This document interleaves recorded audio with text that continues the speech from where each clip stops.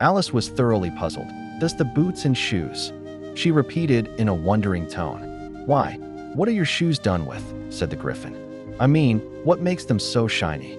Alice looked down at them and considered a little before she gave her answer. "They're done with blacking, I believe. Boots and shoes under the sea," the Griffin went on in a deep voice, "are done with a whiting. Now you know." "And what are they made of?" Alice asked in a tone of great curiosity.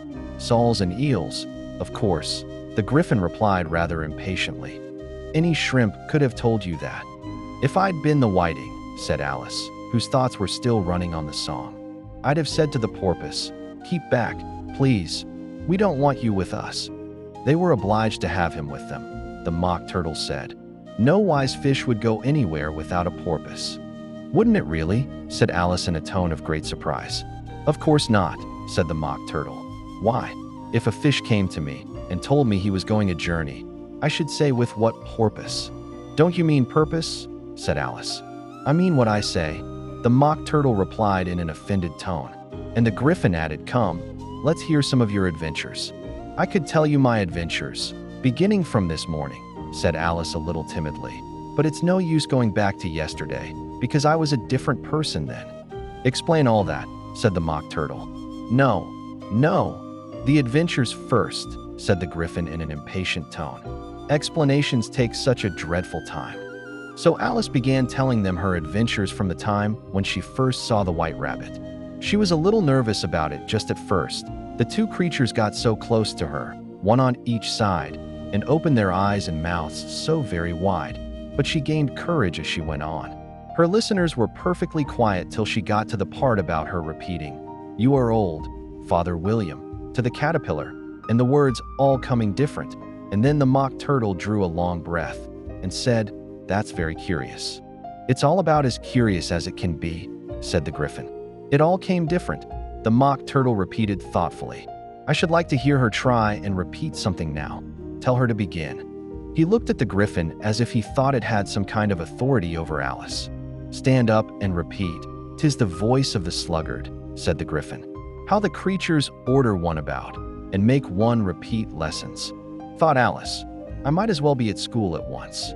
However, she got up and began to repeat it, but her head was so full of the lobster quadrille that she hardly knew what she was saying, and the words came very queer indeed. "'Tis the voice of the lobster," I heard him declare. "You have baked me too brown, I must sugar my hair. As a duck with its eyelids, so he with his nose trims his belt and his buttons, and turns out his toes."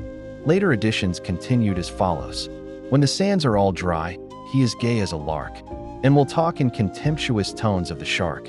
But when the tide rises and sharks are around, his voice has a timid and tremulous sound." "That's different from what I used to say when I was a child," said the Griffin. "Well, I never heard it before," said the Mock Turtle, "but it sounds uncommon nonsense." Alice said nothing. She had sat down with her face in her hands, wondering if anything would ever happen in a natural way again. "I should like to have it explained," said the Mock Turtle. "She can't explain it," said the Griffin hastily. "Go on with the next verse." "But about his toes?" the Mock Turtle persisted. "How could he turn them out with his nose, you know? It's the first position in dancing," Alice said, but was dreadfully puzzled by the whole thing and longed to change the subject. "Go on with the next verse," the Griffin repeated impatiently. "It begins, 'I passed by his garden.'" Alice did not dare to disobey, though she felt sure it would all come wrong, and she went on in a trembling voice. "I passed by his garden and marked, with one eye, how the owl and the panther were sharing a pie." Later editions continued as follows. "The panther took pie crust and gravy and meat, while the owl had the dish as its share of the treat. When the pie was all finished, the owl, as a boon, was kindly permitted to pocket the spoon, while the panther received knife and fork with a growl, and concluded the banquet.